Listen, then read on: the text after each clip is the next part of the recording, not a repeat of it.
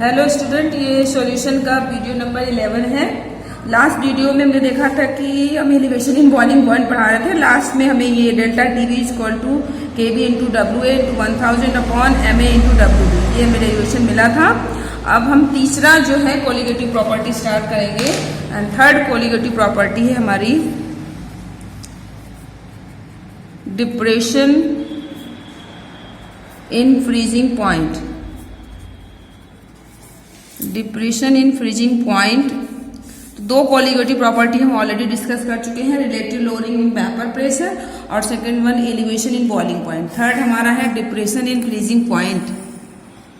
तो सबसे पहले डिप्रेशन इन फ्रीजिंग पॉइंट का मतलब है कि फ्रीजिंग पॉइंट का कम होना, डिप्रेस होना, घटना। तो इसको किस तरीके से फ्रीजिंग पॉइंट कम हो रहा है इसको हम डिस्कस करेंगे। पहले हम देखते हैं कि what is freezing point.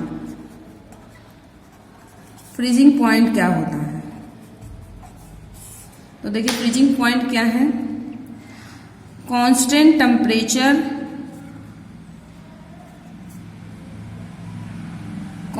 Temperature at which vapour pressure of solid become equal to vapour pressure of liquid.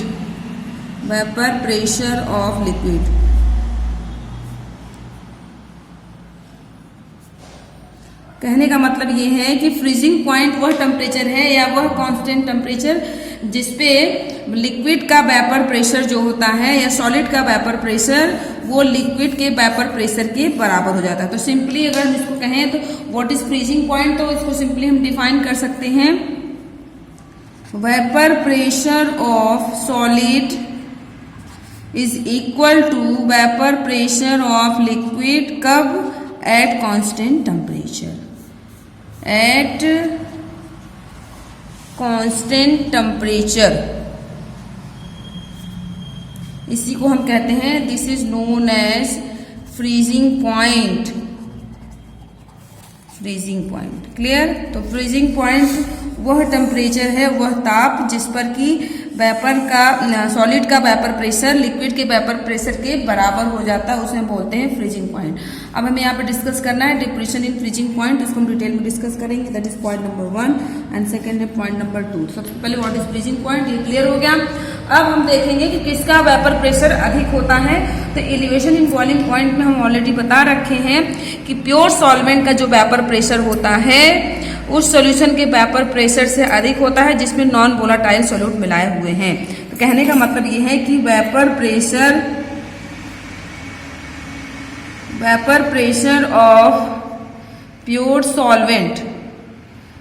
Solvent का मतलब है कि इसमें किसी प्रकार का नॉन वोलाटाइल सॉल्यूट नहीं मिलाया गया है। तो vapour pressure of pure solvent is greater than vapour pressure of solution. Clear?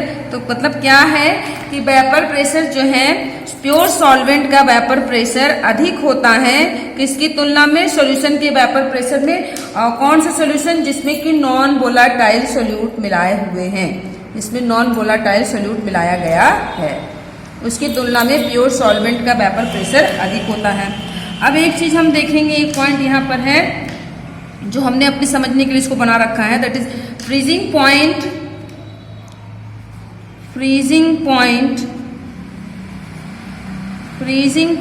Is directly proportional to vapour pressure. जैसे हमने बताया था कि boiling point inversely proportional to vapour pressure. तो बॉइलिंग पॉइंट जो था वो वेपर प्रेशर के व्युत्क्रमानुपाती था, वेपर प्रेशर बढ़ता था तो बॉइलिंग पॉइंट कम होता था। लेकिन यहाँ पर क्या है, फ्रीजिंग पॉइंट जो है वेपर प्रेशर के डायरेक्टली प्रोपोर्शनल है। कहने का मतलब ये है यदि फ्रीजिंग पॉइंट अधिक होगा तो वेपर प्रेशर अधिक होगा, फ्रीजिंग पॉइंट कम होता है तो वेपर प्रेशर कम होता है। अब देखिए यही हमने ऊपर लिख रखा है कि इसका वेपर प्रेशर अधिक होता है, प्योर सॉल्वेंट का वेपर प्रेशर अधिक होता है और सोल्यूशन का कम होता है। तो जिसका वेपर प्रेशर अधिक होगा उसकी फ्रीजिंग पॉइंट अधिक होगी। यदि वेपर प्रेशर प्योर सॉल्वेंट का अधिक है तो उसका फ्रीजिंग पॉइंट अधिक होगा। सोल्यूशन का वेपर प्रेशर कम है तो उसका फ्रीजिंग पॉइंट भी कम होगा। तो सिंपली अब हमें क्या मिल जाता है कि vapour freezing point of pure solvent is also greater than freezing point of solution because their vapour pressure is greater. तो वेपर प्रेशर प्योर सॉल्वेंट का अधिक है, इसलिए जो है इसका फ्रीजिंग पॉइंट भी अधिक होगा क्योंकि दोनों डायरेक्टली प्रोपोर्शनल है। तो नेक्स्ट है हमारा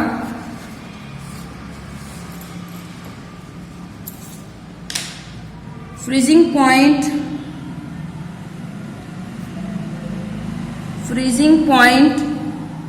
of pure solvent is also greater than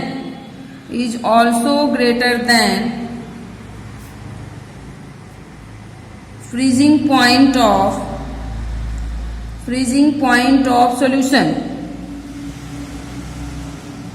clear? क्योंकि हमने बताया, देखिए क्या कह रहे हैं, फ्रीजिंग पॉइंट जो है सॉल्वेंट का अधिक होता है सॉल्यूशन की तुलना में। क्यों? क्योंकि जो है फ्रीजिंग पॉइंट वेपर प्रेशर के डायरेक्टली प्रोपोर्शनल है और प्योर सॉल्वेंट का वेपर प्रेशर अधिक होता है और सॉल्यूशन का वेपर प्रेशर कम होता है। तो यहीं पर अगर हम यहाँ पर एक कॉलम बना लेते हैं, vapour pressure solvent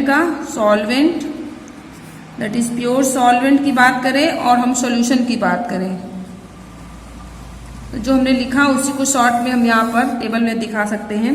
pure solvent और solution. Point number 1, pure solvent का वेपर प्रेशर हाई होता है, वेपर प्रेशर हायर।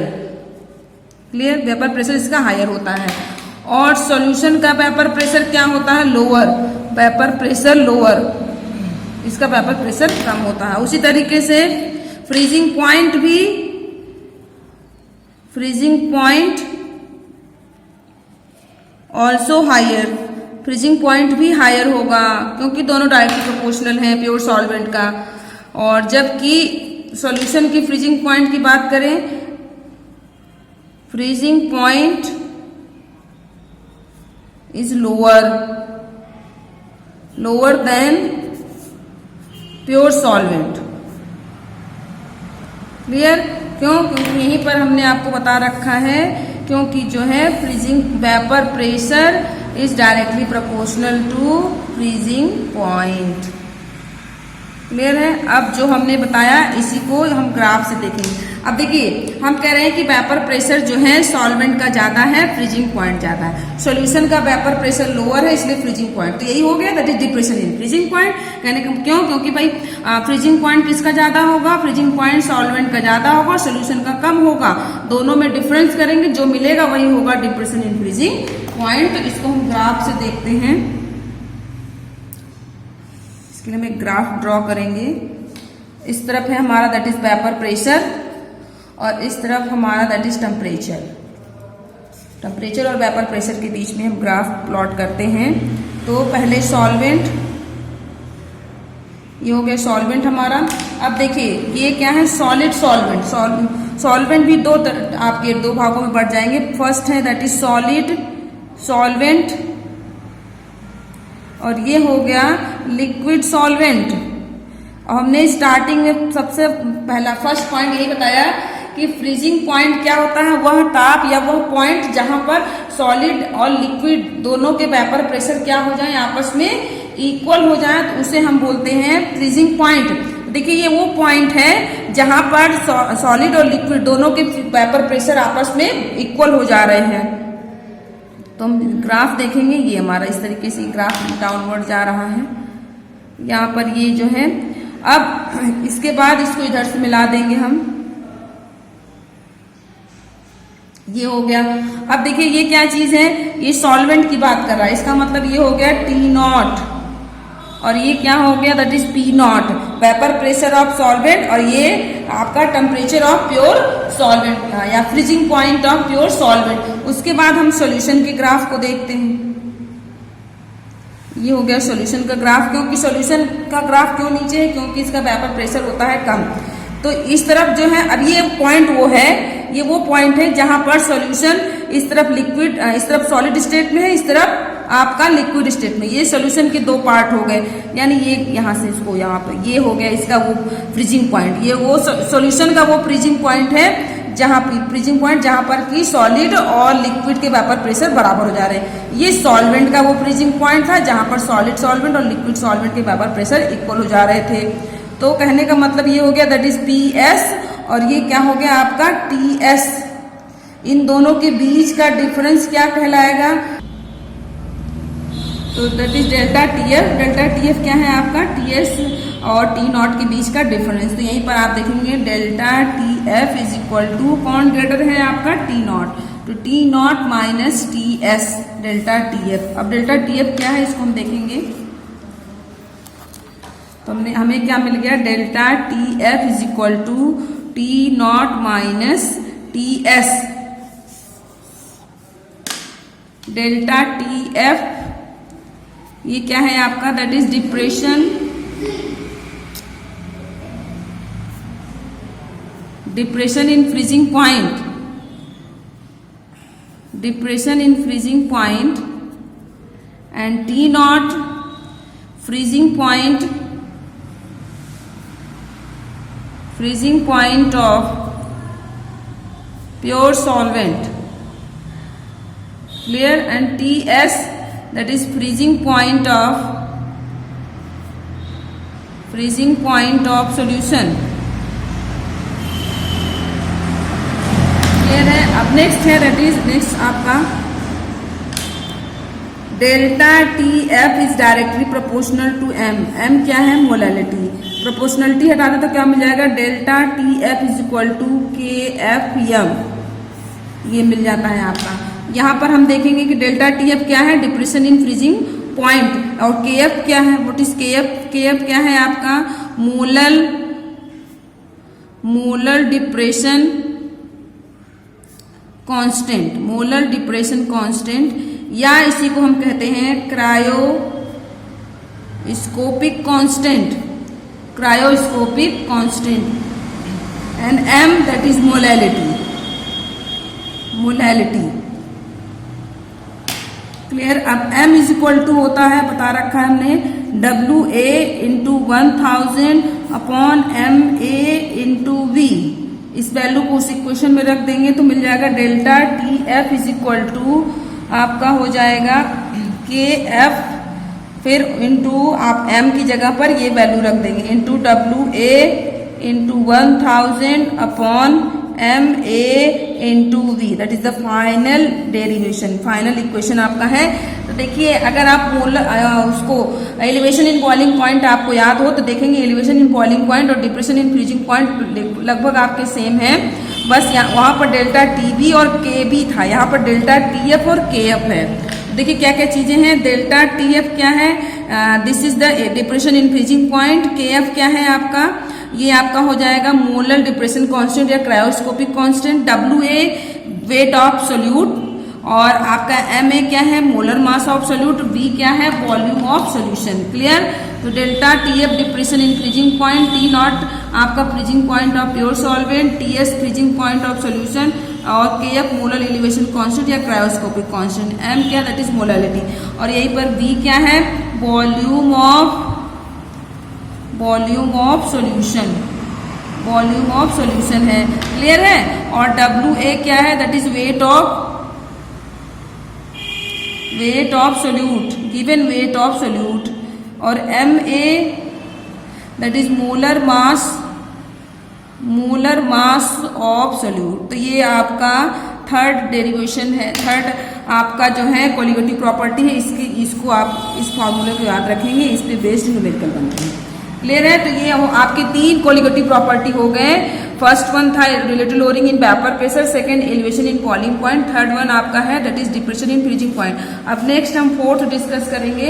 फोर्थ हमारा जो है fourth colligative property that is osmosis and osmotic pressure, osmosis and osmotic pressure. इसको हमको देखना है। सबसे पहले ऑस्मोटिक प्रेशर को डिस्कस करने से पहले ऑस्मोसिस पढ़ेंगे, क्योंकि ऑस्मोसिस क्लियर हो जाएगा तो ऑस्मोटिक प्रेशर क्या है, ऑस्मोसिस पे लगने वाला प्रेशर ही क्या कहलाता है, ऑस्मोसिस। तो व्हाट इज ऑस्मोसिस, पहले हमें ऑस्मोसिस डिस्कस करेंगे। ऑस्मोसिस क्या होता है, तो ऑस्मोसिस क्या है, इस ऑस्मोसिस में क्या होता है, जैसे आप जो है चना है या राजमा है, कुछ भी आप भिगो दीजिए तो आप देखेंगे कि सुबह फूल करके बड़े हो जाते हैं, क्योंकि उसमें पानी घुस जाता है उसके अंदर। तो वो एक तरह की जो वो प्रोसेस हो रही है, दैट इज ऑस्मोसिस। तो ऑस्मोसिस क्या होता है, that is flow of liquid या सॉल्वेंट, फ्लो ऑफ लिक्विड या solvent from higher concentration to lower concentration, higher अधिक सांद्रता से कम सांद्रता की तरफ। बट उनकी इसमें एक प्रॉब्लम यह है कि इसमें थ्रो सेमी परमेबल मेम्ब्रेन, बिना सेमी परमेबल मेम्ब्रेन के प्रोसेस नहीं होती। तो व्हाट इज ऑस्मोसिस, तो सिंपल है, that is flow of solvent या मूवमेंट ऑफ सॉल्वेंट और लिक्विड, फ्लो ऑफ सॉल्वेंट और liquid from higher concentration to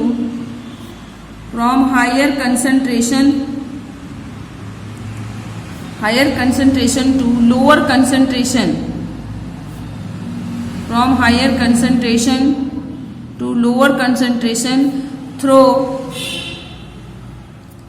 a semi permeable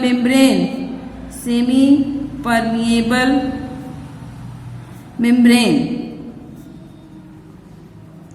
तो सेमी कहने का मतलब ये है कि ऑस्मोसिस की प्रोसेस जो होती है उसमें सॉल्वेंट का या लिक्विड के जो पार्टिकल्स हैं या सब्सटेंस के जो पार्टिकल्स हैं वो फ्लो करते हैं कहाँ से कहाँ की तरफ, हायर कंसंट्रेशन, अधिक सांद्रता से कम सांद्रता में, लेकिन किसके द्वारा, किसके through a semi permeable membrane. Semi permeable membrane क्या होता है, उनके बीच में एक मेम्ब्रेन लगी होती है, और जैसे कि चने और पानी के बीच में जो चने की आउटर कवरिंग है वो क्या है, किस तरह का काम कर रहा है, semi permeable membrane. Semi permeable membrane की तरह पर्चमेंट पेपर या सेलोफेन पेपर का यूज किया जा सकता है। वैसे जो भी एनिमल सेल के जो आउटर लेयर है वो सब आपके सेमी परमेबल मेम्ब्रेन की तरह काम करते हैं।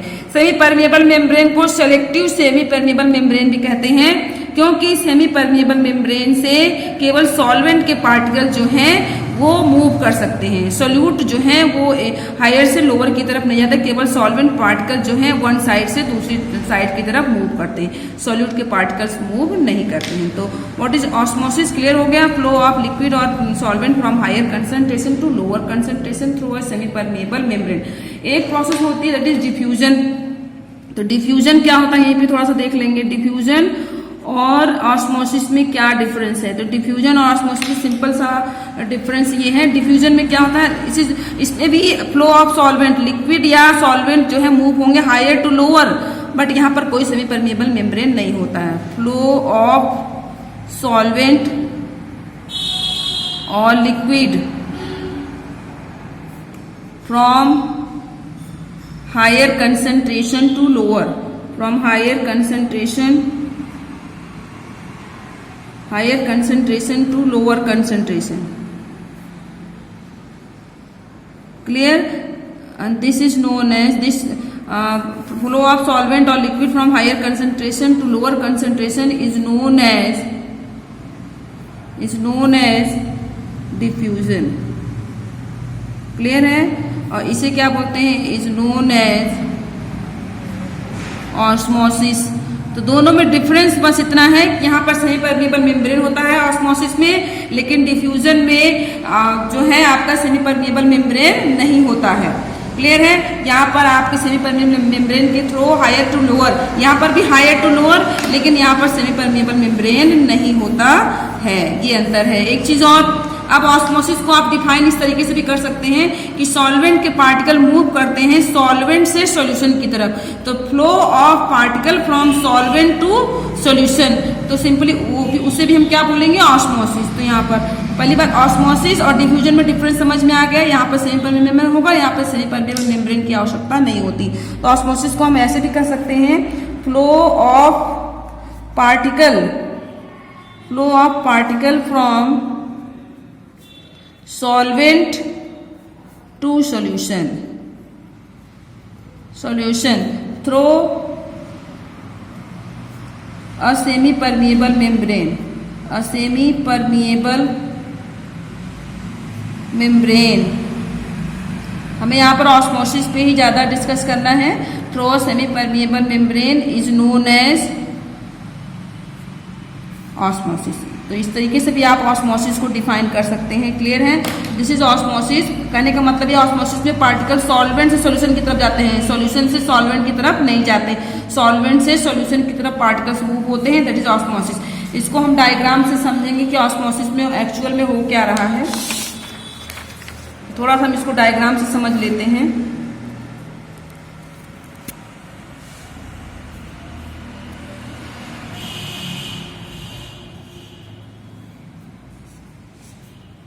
तो ये हमारे पास तो दो टैंक हैं।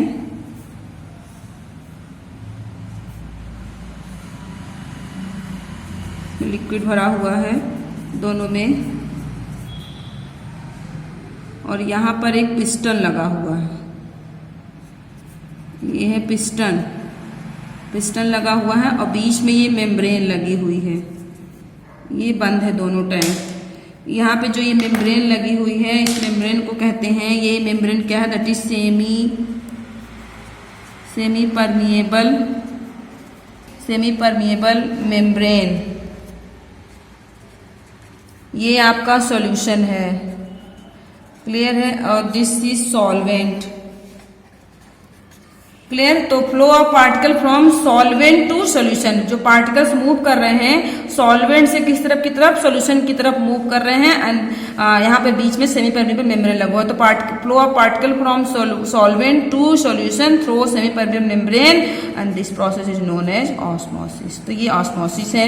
अब यहीं पर अब अगला क्या है, ऑस्मोटिक प्रेशर हमें डिस्कस करना है। तो ऑस्मोटिक प्रेशर, अब यही पिस्टन लगा हुआ है, अब ये प्रोसेस हो रही है, सॉल्यूशन की तरफ हम प्रेशर लगा दें और प्रेशर ऐसा मतलब जो प्रोसेस हो रही है ऑस्मोसिस की, उसी को रोकने के लिए सॉल्यूशन की तरफ यदि हम प्रेशर लगा दें पिस्टन से, तो ये क्या होगा, जो आपकी ऑस्मोसिस की प्रोसेस है वो रुक जाएगी। तो उसे हम क्या बोलते हैं, ऑस्मोटिक प्रेशर। तो ऑस्मोटिक प्रेशर क्या होता है कि वो प्रेशर जो कि सॉल्यूशन की तरफ लगाया जाता है ऑस्मोसिस की प्रक्रिया को रोकने के लिए, उसे हम कहते हैं ऑस्मोटिक प्रेशर। तो अगला टॉपिक है दैट इज ऑस्मोटिक प्रेशर।